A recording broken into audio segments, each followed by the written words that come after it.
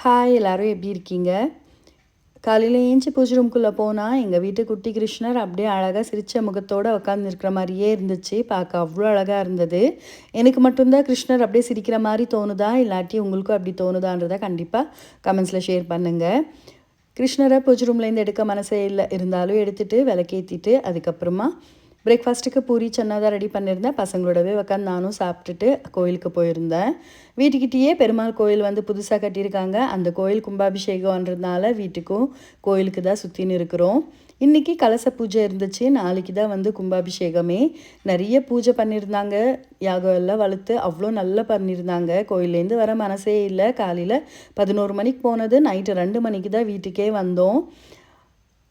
சனிக்கிழமான எப்போவுமே வந்து கோயிலுக்கு போகிறது வந்து காட்டியிருப்பேன். இதுக்கு மேலே வீட்டுக்கிட்டேன்றதுனால அப்பப்போ இந்த கோயிலை ஷேர் பண்ணுவேன். நைட்டு டின்னர் அங்கேயே முடிச்சுட்டு அதுக்கப்புறமா தான் வீட்டுக்கு வந்தேன்.